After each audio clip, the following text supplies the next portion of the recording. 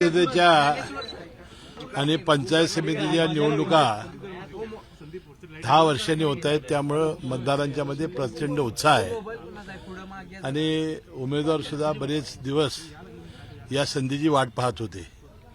आता ही संधी या निमित्ताने आलेली आहे आणि पुन्हा एकदा लोकांचं जे लोकशाही आहे ते आता जिल्हा परिषदेमध्ये सुरू होणार आहे.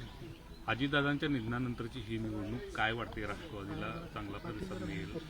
नाही, राष्ट्रवादी काँग्रेस पक्ष ही पहिल्यापासून पश्चिम महाराष्ट्रामध्ये चांगल्या पद्धतीची विस्तारलेली आहे आणि अजितदादांच्या जाण्यानं फार चटका सगळ्या मतदारांना, सगळ्या कार्यकर्त्यांना बसलेला आहे. मला वाटतं या निवडणुकीमध्ये जी सहानुभूती आहे अजितदादांची निश्चितपणानं लोक दाखवतील असा विश्वास आहे. आता रोहितदादांनी पण मतदान केलं, त्यावेळी त्यांनी म्हणले की 12 तारखेला अजितदादांची एकत्रीकरणाची जी इच्छा होती ती आम्ही बोलून दाखवणार आणि 12 तारखेला याची भूमिका पत्रकार परिषद घेऊन सगळीच मांडणार आहे. ठीक आहे ना, त्यांनी आता भूमिका त्यांची काय आहे आम्हाला माहिती नाही. फक्त आमचं मत होतं की जे विलिनीकरणाबद्दल चर्चा हे करतायत म्हणजे राष्ट्रवादी साहेबांचा गट, त्या चर्चेमध्ये अजितदादा होते, आम्ही कोणी प्रमुख माणसं नव्हती एवढा आमचा दावा आहे.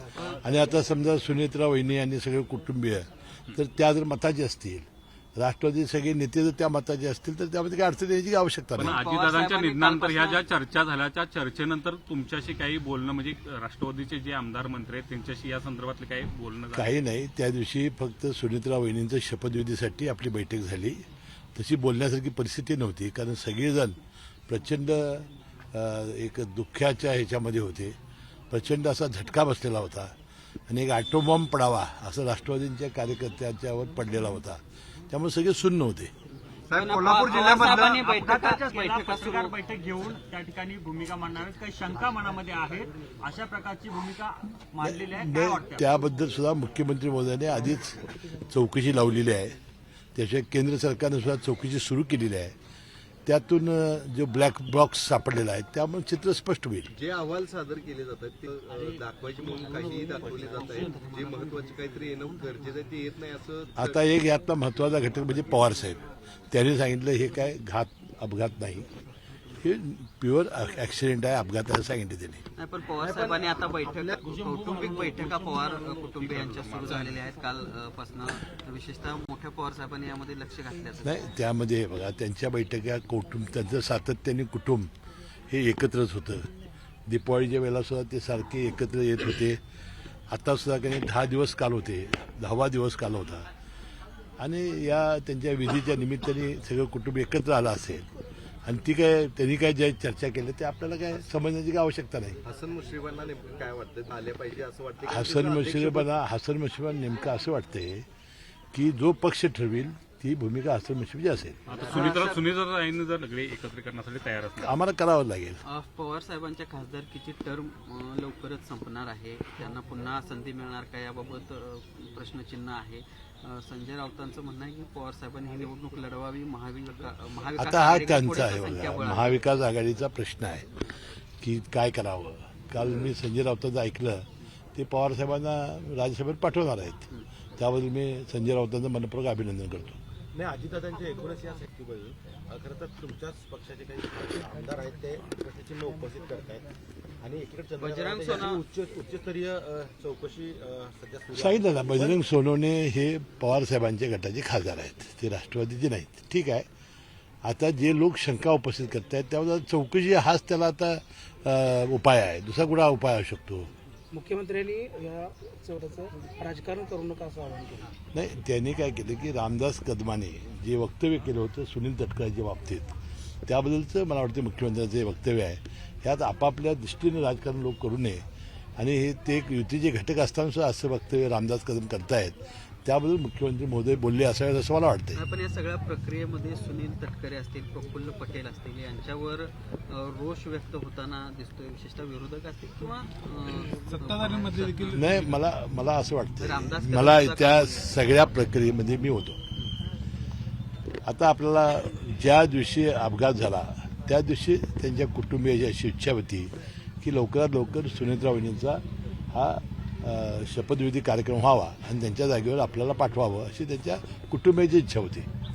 आता पवार घराणं हे 3 दिवसांनी आपले सगळे विधी आटोपतात. ते पुरोगामी घराणं आहे आणि त्यामुळे 3रा दिवस झाल्यानंतर 4थ्या दिवशी सुनेत्रा वहिनींना उपमुख्यमंत्रीपदाची शपथ दिली. आता मला एक सांगा, प्रफुल्लभाई पटेल अनेक वर्ष पवार साहेबांच्या बरोबर त्यांनी काम केलेलं आहे. ते कार्याध्यक्ष म्हणून अनेक वर्ष राष्ट्रवादीचं काम करतायत आणि सुनील तटकरे हे साहेब हे प्रदेशाध्यक्ष आहेत.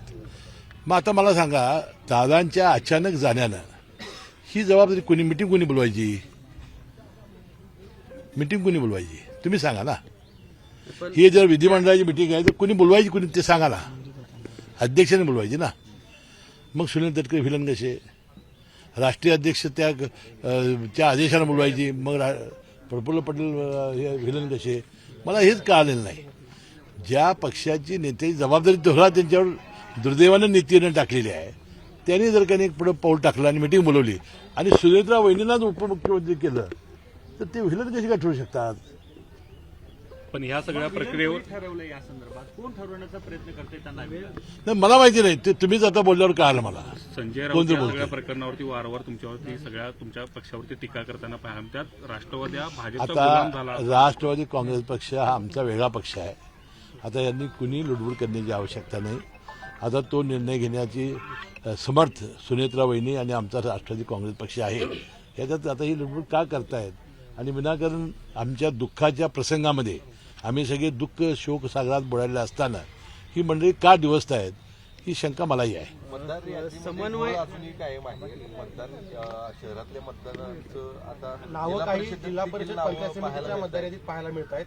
अगदी दुबार मतदारांची संख्या देखील वाढल्याची दिसते. आता दुबार मतदानाच्या वेळेला त्यावेळेला निवडणूक आयोगाने स्पष्ट आदेश दिले होते, ज्यांची दुबार नावं असतील त्यासमोर लिहा आणि त्यांच्यावर लिहून घ्या. मी इथं मतदान करणार दुसरीकडे करणार नाही. असे जे करतील त्याच्यावर त्यांनी ताबडतोब कारवाई करावी. अजितदादांच्या प्रकरणावरून तुम्ही जी काही वक्तव्य केली, एका बाजूला संजय राऊत तुमच्यावर त्या संदर्भामध्ये तुमच्यावर टीका करत आहेत, दुसऱ्या बाजूला विजय वडेट्टीवारांनी मात्र तुमचं समर्थन केलेलं आहे किंवा तुम्ही जी काही भावना व्यक्त केली ती प्रामाणिक भावना नाही. आता टीका करण्यासारखं आपलं काय नाही ना. तुमच्या एक लक्षात येत नाही की माझ्या नेत्याचं दुःखद निधन झालेलं आहे, ज्यानं मला 30-40 वर्ष सांभाळलं. आणि ह्याबद्दल माझं विधान कुठे काय आहे? संजय राऊत कशाबद्दल टीका करतात मला काय समजलं नाही. मी वक्तव्य केलं होतं की जे घडलंय ते मी बोललो होतो. आता ती गोष्ट त्यांना का लागावी हे मला काही कळालं नाही. वडेट्टीवारांचा मी मनपूर्वक आभारी आहे की त्यांनी याबद्दलच्या माझ्याबद्दलच्या भावना ज्या चांगल्या व्यक्त केल्या त्याबद्दल. किती जागा निवडून येतील वाटतं? राष्ट्रवादी काँग्रेस पक्षाचा महायुतीची सत्ता जिल्हा परिषदेमध्ये येईल. राष्ट्रवादी काँग्रेस पक्षाचा अध्यक्ष होईल. साहेब, चंदगडचे आमदार शिवाजी पाटील यांनी एक व्हिडिओ जारी केला आहे, ज्यामध्ये त्यांचं म्हणणं आहे की चंदगडमध्ये विरोधकांकडून पैशाचा मोठ्या प्रमाणावर रात्री वापर करण्यात आल्याचा आरोप त्यांनी केलेला आहे चंदगडमध्ये. ठीक आहे, पुढं पण आता जे हे करतायत ते राष्ट्रवादी आरोप करतायत बरोबर असं आलो मला. महानगरपालिकेत काल महापौर उपमहापौर झाला. राष्ट्रवादीच्या हातात आता नेमकं काय त्या ठिकाणी असणाऱ्या सत्तेमध्ये? नाही, आम्हाला त्यांनी सांगितलेलं आहे की 1.25 वर्षाचं महापौरपद ठरल्यामुळं महापौरपद येण्याची शक्यता कमी आहे. पण सीएम साहेबांना आम्ही जर पटवून दिलं आणि जर दिवस कमी झाले तर महापौर पद द्यायचं त्यांनी ठरवलेलं आहे. दुसरं कुठली समिती? उपमहापौर आणि आम्ही मागेल ती समिती. आम्हाला वजा करून आपल्या जिल्ह्यामध्ये असं राजकारण होणार नाही. कारण आणि मला भारतीय जनता पक्षाच्या सगळ्या नेते मंडळींचं विशेषतः शिवसेनेचे आभार मानले पाहिजेत की प्रत्येक प्रक्रियेमध्ये ते मला विचारतायत, मला बोलावतायत. नगरपालिका निवडणुकीमध्ये मार्करचा वापर करण्यात आलेला होता. या निवडणुकीत पुन्हा शाईचा वापर करण्यात आला. नाही, त्याला प्रचंड टीका झाल्यामुळं पुन्हा त्यांनी आता यावेळेला शाई आणलेली आहे. पक्षामध्ये दादा गेल्यानंतर जी पोकळी निर्माण झालेली आहे ती सर्व व्यवस्थित होण्यासाठी किती काळ जाईल? राष्ट्रीय अध्यक्षपदाची निवड पण काही केली जाईल का? त्याची काही चर्चा झाली? नाही, आता नाही. आता जिल्हा परिषद झाल्यानंतर आम्ही सगळे बसणार आहोत आणि मग आपण सुनेत्रा वहिनी, त्यांचं सगळं कुटुंबीय, राष्ट्रवादी सगळे खासदार, आमदार, सर्व जिल्ह्याचे अध्यक्ष वगैरे बसून हा निर्णय होईल. साहेब, पार्थ पवार असतील, रोहित पवार असतील, या सगळ्यांना आजोबा म्हणजे शरद पवार या नातवांना आता मार्गदर्शन करणार आहे. काय सांगू शकतील किंवा काय नाही तो त्यांचा कौटुंबिक मामला आहे. आज तरी कागदावर आम्ही दोन पक्ष वेगवेगळे आहोत.